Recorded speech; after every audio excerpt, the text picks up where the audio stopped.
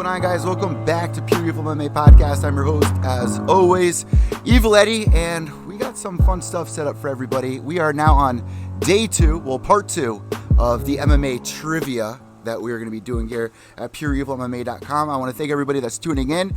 Make sure to subscribe down below here on iTunes, Podbean, Stitcher, Spotify, YouTube, Facebook, wherever you're tuning in right now. We got a special guest joining us as well, who's actually going to be competing against last night's or Tuesday night's opponent, who works over at pureevilmma.com, known as Dar Smokes, aka Ray from Ray's Omoplata Soup. We got the man, the myth. We got Rhino, who's actually another podcaster. What's going on, Rhino? How you doing, my guy? I'm doing great, my man. How are you doing? I'm doing good. So you're over in Dublin right now. You're overseas, correct? Incorrect. I think you're thinking of Irish Jake. I'm in Michigan. Oh yeah, that's right. That's right. All right. So I'm going to be asking you about 13 questions. We did 13 questions with Darce, so we're going to do about 13 questions with you. Before losing his title to Chris Weidman, who did Anderson Silva last beat? Was it A, Luke Rockhold, B, Michael Bisping, C, Chris Lieben, or D, Stephan Bonner? I'm going to go with D, Stephan Bonner. Final answer. And that's correct. There you go. Yes, sir. Yes, sir. All right. What season of The Ultimate Fighter did TJ Dillashaw appear on as a young buck? Is that multiple choice? Yeah, multiple choice. Hold on. All right. Is it A, Ultimate Fighter Season 22, B, Ultimate Fighter Season 19, C, Ultimate Fighter Season 15, or D, Ultimate Fighter Season 15? Geez. The 14 and 15 are so close, and it's one of those two, I think. So I'm just going to take a stab and say it was 14. C, final answer. And the coaches were actually Bisping and Mayhem Miller, and that is correct. And the finale was actually pretty interesting. Ultimate Fighter Season 14 had a lot of young bucks on there, like the entire fucking thing. Dodson on there beating Dillashaw was pretty interesting. Right. And it's just sad what happened to TJ later on in his career. I mean, I'm looking forward to seeing the next chapter. I want to see what he comes back like. There's a whole lot of fun to be had at 35, and I think he can get right into the mix. And you can feel him whatever way you feel about him, but he's a dynamic guy to watch in the cage, and that's what's most important to me. So it's sad though, man. It's sad because I feel like he was such a good guy for so long until that thing happened with Team Alpha Male. That's when shit kind of hit the fan. There's very few gyms that remain at the top, successful for long periods of time, which is why, things like Alpha Male had the big exodus, the Black Zillions. I thought were going to be a phenomenal gym for 20 years. You know what I mean? So it's really hard to keep a high-level gym with high-level guys all on the same page. You know what I'm saying? Man, people don't realize when you're in the moment, you really got to appreciate things like that. Like 2015, 2016, those are amazing years that we had there. A lot 100%. Of excitement, right? Yeah, absolutely. So hopefully this next decade will be just as fun. All right, man, you are on a roll right now, 3 for 3, and my phone's finally fucking working now, so thank God. Good, yeah, right. All right, so what year was Bellator MMA founded? Was it A, 2008, B, 2010, C, 2005, or D, 2007? It's going to be B or D. I'm going to go with B, Bellator 2010. And that is, are you positive? That's what I think the strongest of. No, I am not positive, but that's my guess. Now, is B. Before you say that as your final answer, why do you think that? Like, think back in your mind of... Because I remember whenever Strikeforce kind of stopped is when we started hearing about Bellator, and I want to say Strikeforce was winding down in the 2010 range. Because Scott Coker was over there. Yeah. Right. That's why I'm going with 2010. And that answer is incorrect. The correct answer is A, 2008, but that's an easy one to kind of mess up because the whole Bjorn Rebney era and all that, it's just a clusterfuck. So you got 1 wrong and 3 correct here. So next question. At UFC 154, GSP defeated what UFC champion in a unification bout? Was it A, Carlos Condit, B, Jake Shields, C, Josh Koscheck, or D, Johnny Hendricks? UFC 154. You said for a unification bout, that being the predecessor being that a interim title had to have been on the. All right, so I got to go with Carlos Condit. Got it, man. Got it. Answer. Look at Yes, you, sir. bro. I'm Yes, fucking killing this shit, bro. I love doing this because it's interesting for people in their car on the way to work or at the gym. But, man, you're just like, this is too easy for you right now, Ryan. No, I'm not getting cocky. Trust me. Shit can always take a hard left turn. All right, so this is a pretty difficult one, but I have a feeling that you're going to get this one. All right. Next question. Who holds the record for most takedowns in UFC light heavyweight history? A, John Jones. B, Tito Ortiz. C, Rafael Natal. Or D, Randy Couture. Pretty easy with the multiple choice there, I believe. Well, I mean, I'm good. I want to say Tito, but then Randy is also on my mind. But then again, Randy did a lot more up against the cage, dirty boxing than actual takedowns. So I'm gonna stick with Tito Ortiz. B is my answer. Tito Ortiz. And that's correct, man.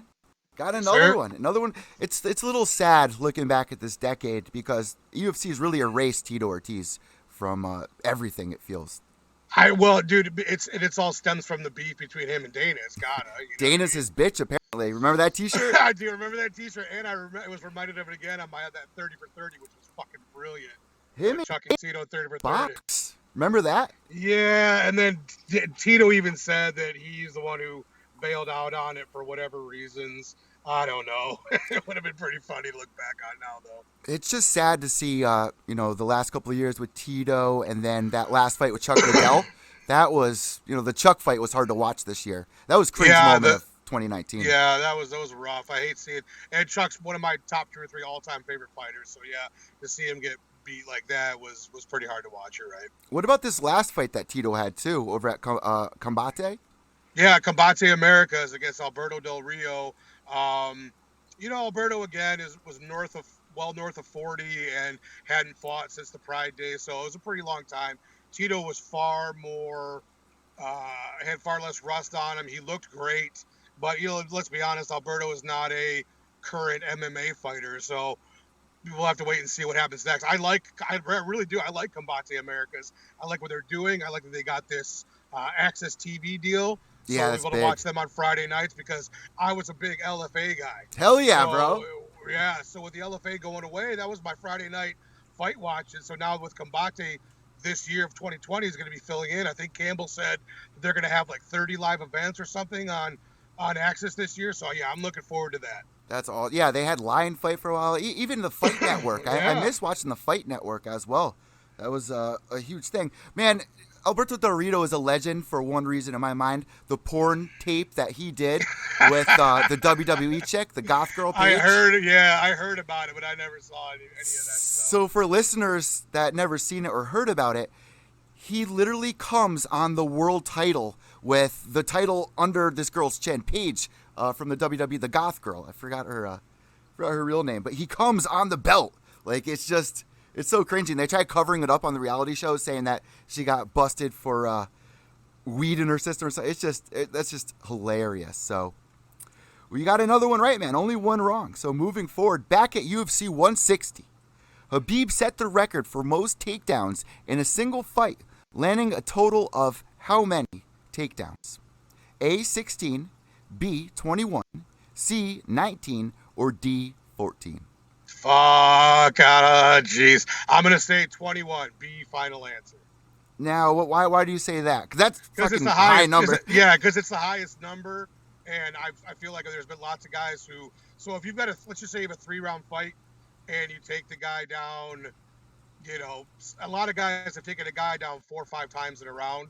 It's happened a lot over the time. So I was going to go with the highest number. So I'm sticking with 21 as my final answer. And that's correct, man. That was a crazy fight, too. That was Yeah. Remember the Gleison Tebow fight? I do. Against Gleison Tebow. That was crazy, man. And Before we move on to the next question, Habib versus Tony, who you got for that one? Well, Oh, if I'm it not doesn't gonna fall let through. that. I'm not letting that go now, man. I'm gonna do a whole show about that fight. Well, I can't let go my predictions on that one. Evil Eddie. You know what's going to happen, bro? It's booked in April again, and it's going to fall through. It's an April Fool's joke again. That's what's going to happen. I just say it all depends on how well we treat the MMA gods. Yeah. See if they smile upon us and let this fight finally happen. They were good to us last year, man. We didn't have any main events besides the whole John Jones uprooting and changing venues, but pretty good last year with nothing really. Yeah, it was through. good. You're right. You're right. So you are on a roll, man. You only got a couple more questions left. Next question. What is Dana White's middle name?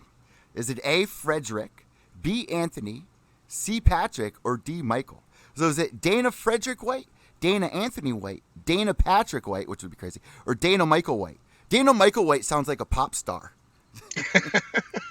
What was the first one was first two? It's one of the first two. And I'm going to eliminate that for you. That's correct. So it's between A and B. Two. Is it Dana Frederick White or Dana Anthony White?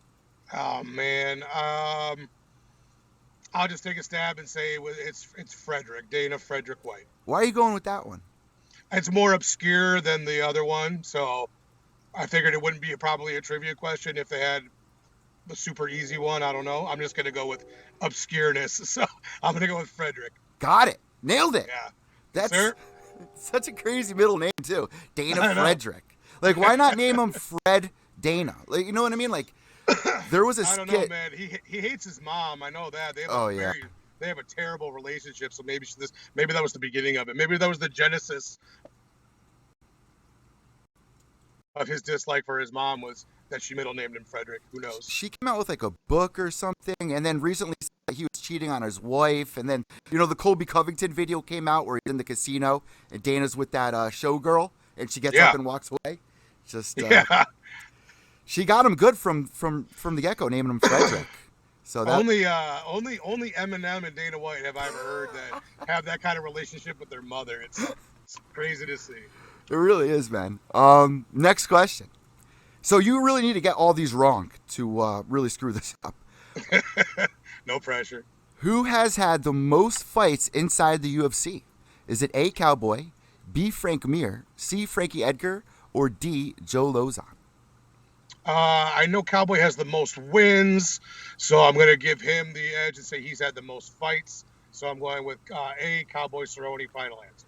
And that is incorrect. It is Frank Mir. Okay. I think it's like 27 or 28 fights that he's had. Yeah, I did know that Cowboy had the most wins, so that's just why I went with that one. That was my thought process behind it. That's why I threw it in there, because I feel like everyone would go right to that, because it's so close. All right, so you got two wrong. If you screw this one up, you're tied. So what was the first UFC event to introduce weight classes? Was it A, UFC 6, B, UFC 8, C, UFC 12, or D, UFC 4? Fuck. Of course, you're going way, way back. Had weight classes, UFC 6, UFC 8, UFC 12, and then what? And then UFC 4. I'm going to go with... Oh, jeez. Well, think about this. Think about this. There was a big thing all over the news of people saying it was human cockfighting. They had to do something. You had Big John trying to put rules in place and make everything more professional. So... Yeah, I mean, I recall the era. It's just which one was the one that they put in weight classes. I'll just go. I'm gonna go with 12. I'm just gonna go with the highest number. 12 is the highest number, correct? Yeah. Yep. Yep. I'm gonna go with 12. I'm unsure. It's between 8 and 12 for me, so I'm gonna go with 12. This might help you a little bit too. It also introduced the banning of fish hooking. You're correct. UFC 12. Got it. Yeah, I thought it was 12, yeah. I'm trying to remember who headlined that event. Let me look that up really quick for everybody. Sure. UFC 12 was Mark Coleman versus Dan Severn. Oh, the beast from right here in Michigan. From Coldwater, Michigan, about an hour from where I live. Round 1, 2 minute 57 seconds. Also on the card, Vitor Belfort with the first round KO, 43 seconds. Young Vitor. Vitor Blitz, bro. Wow, we've all seen him. We've all seen him do that to the Axe Murderer so many times, dude. The Vitor Blitz. Holy shit! Look, okay. Let me go. This is crazy. All these fights are first round finishes. Mark Coleman, round 1. Vitor Belfort, round 1, 43 seconds. Jerry Bullender, 39 seconds of round 1. Vitor Belfort, round 1, 1 minute and 17 seconds. Scott Ferozzo, round 1, 8 minutes and 2 seconds. Kuzo Takashi, 3 minutes of round 2. Jerry Bullender, round 1. Justin Martin, 14 seconds of round 1. And Nick Sanzo, round 1. KO, submission. I mean, damn, man. I want to go back and rewatch that shit. That must have been crazy. Yeah, it'll only take you about a half an hour to watch the whole thing, it sounds like. 1997. You in 1997. That would have been my senior year of high school. Oh, damn, man. Really? Yeah, I know I look younger than I am, but I'm 40. Tell us how you got introduced to UFC then, because... I know the exact day. I know the exact story. I know everything. Dude. Hell yeah. The quick version is it would have been in 93. It would have been at Blockbuster Video. Same here, dude. looking for pro wrestling videos. Dude, same here. Yep. And you ran out of them, right?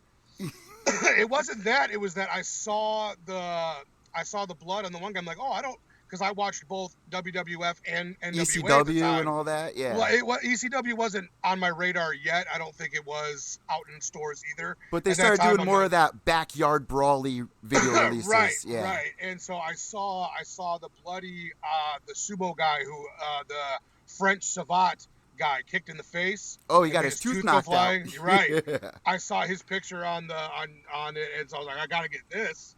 So I picked it up, and from that point on, I was absolutely hooked. First fight in UFC history, right there too.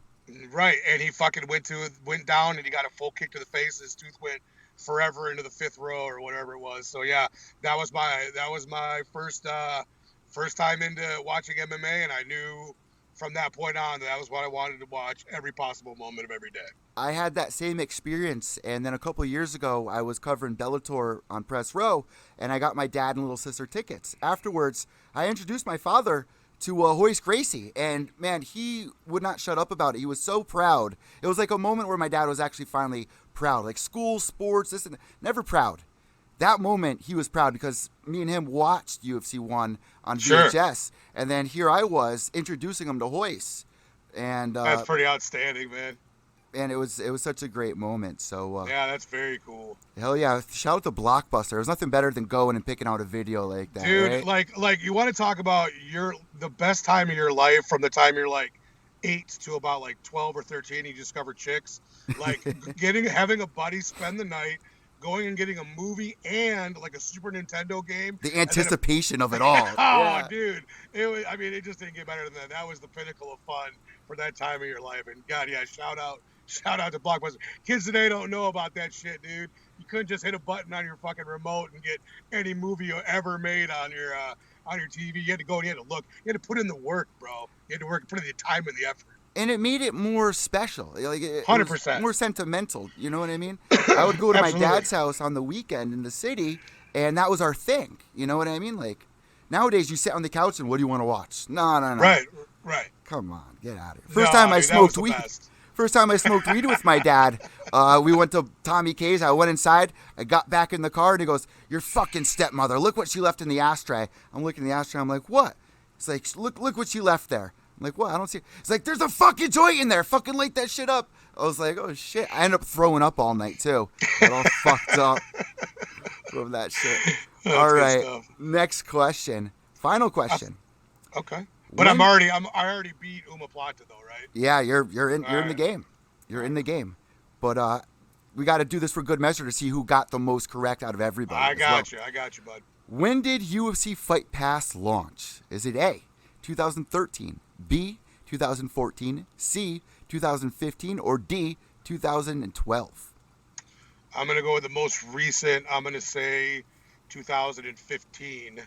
I don't know for sure, but that's what I'm going with. That's what I feel. So 2015, final answer. Why do you say 2015? Just Just because it's the most recent, you know what I mean? It's the most recent number, and I don't feel like it was that long ago. I mean, it could be one of the other numbers, but I'm sticking with 2015. Incorrect. 2013. I would have picked 2015 as well because that's when they started actually promoting it, right? Right. That must have. Yeah, that's definitely. Again, when I saw that, I thought it was just going to be other MMA content and like the countdown specials and whatnot. But then when they started having Fight Pass only cards, like actual UFC cards that you could only get on Fight Pass, I knew it was the beginning of the end for all the content being on free TV and pay-per-view. You know what I mean? I knew streaming was coming down the pipe. You know what I'm saying, for lack of a better term. So, yeah, I'm not a big fan of having to get the Zone and having to get UFC Fight Pass and ESPN expensive. Plus. Yeah, it's too much, dude. So, yeah, I did that. So, yeah, I have no problem not knowing that one because I won't subscribe to that shit ever. Now, let me ask you this.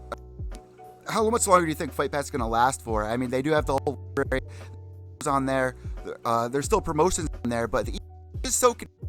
It's just too much. Then you got the Zone, Full Combat, all that. Yeah, what they should do is they should fold it into your ESPN Plus package. So for another 99 cents, or not, fuck that, dude. Just leave it as it is. But just Fight Pass, fold it into. So when you get ESPN Plus, not only do you get the ESPN Plus content, but you get the entire fight library that Fight Pass has. I agree. That's the way they should do it because it's gonna fucking fade away. You may as well give the fucking ESPN Plus people what the fans what they want, right? Yeah. There's enough revenue coming in already for that company to spare a little bit of the fans. So now, before we let you go, I had a quick idea. The whole pay-per-view thing, they raised $5, right? Why don't they allow us to just buy the co-main and main event for like $20? You know what I mean? Like, I'd rather have that option open. I've never heard it discussed where it would just be the co-main and main. I've heard people say where they wanted to get, like, let's say, pick 5 fights out of the 12 or whatever. You know what I mean? And then you could do it that way. I never really saw it being the co-main and main. I would love it. I love that idea. I think that would be fantastic. I was thinking more like $15.99. Yeah. But you're right. It would probably be more like $20 for the co-main and main event. I think that's a great idea, and I'm for it, dude. Just look at the numbers that have been coming out lately. Even Bellator had an awful year, man. Every year it's going down and down, and it's just sad to see. And it's because there's so much confusion, and it's just so much money. So let us know what you guys think. And Rhino, great job, man. You're in the finale. So now you have a chance at the $15 gift certificate. The next show will be on Tuesday. So hopefully you'll be able to catch us on Tuesday. Even if we got to pre-record it, we can do that as well. Even Monday if we got to pre-record it. But it will be released on Tuesday, even Sunday. Whatever day you're free by Tuesday night, we'll get that done. But you're in the finale, in the runnings for a $15 gift card of whatever you want, whether it's Hooters, Amazon, Google, anything you want. You are now in the running for that. So, Rhino, what we like to do at this point, we give you the imaginary microphone. If you got any tags, shout-outs, where people could find your show, what content you are going through 2020, the floor is now all yours. Oh, thanks so much, Evaletta. Yeah, once again, this is Rhino from Combat Sports with Rhino, at ComSports with Rhino on Twitter. We are on Spotify. We are on Anchor. Combat Sports with Rhino, your all-encompassing podcast for not only mixed martial arts, which we do a lion's share of, but we definitely cover boxing content, Muay Thai, kickboxing, pretty much just glory kickboxing. But yeah, we've got all kinds of combat sports covered. I've got a beautiful, wonderful Twitter question reader named Bailey that everybody loves. And yeah, man, check us out. I release it every Sunday on Twitter. So just check out my Twitter page, ComSports with Rhino. And we'd love to have you guys be a part of the scene, man. We love you guys. Everyone needs to help one another out. That's what I want 2020 to be. And you forgot to mention 10-year heavyweight pro boxer. Yep, well. I was a pro boxer for over 10 years, 3 years in the amateurs before that. So I'm not sure if that part of my life is over yet. I'm still mulling it over. If I do have another one, maybe 1 or 2 more within the next year and a half, and then for sure be done. But I might be done already, where I'm not sure. You know what I mean? There's a a lot of things to kind of weigh and consider on that, you know. Got reservations. We know you do. Every fighter does. Especially after 10 years of getting punched in the head. You know, Yeah, you got to think of quality of life down the road. But yeah, I'm not sure, man. Sometimes I'm in that gym, bro, and I feel like, God, I feel good. I really want to do this again. And then sometimes I wake up in the morning before I go to work. I'm like, God dang, everything fucking hurts. So it's a real, it's a real back and forth. We'll see what happens. Well, man, I'm really impressed with the knowledge that you got. So we will have the link for your podcast down below for everybody to go down there and subscribe, and make sure to give him a follow on Twitter at COMSPORTSWRHINO. Thank you so much, my friend. We'll talk to you later, Evil Eddie. Behave yourself. Peace. Right there with the trivia. I am blown away by that. I thought some of those questions were pretty hard. And even the ones he wasn't sure with, like the Dana White, what's Dana White's middle name? Who else would have picked Frederick? Dana Frederick White? I mean, man, I'm really impressed. I'm interested to go check out his podcast. He's now in the finals. But actually, I know what I just realized is that we still have one more guy. Well, we got two more guys to go through, but we still got Juice, who's supposed to come on tonight as well. So stay tuned for that. I'm going to try to get a hold of Juice right now, and I'm guessing around 6 or 7. He said that he was going to be coming on. So if you're listening to this and it's not live, I'm probably going to blend it in right after this. So stay tuned. And I'm Evil Eddie from Pure Evil MMA, pureevilmma.com for all the latest MMA news and interviews. Remember, without evil, there's no purity. White knuckles till the end.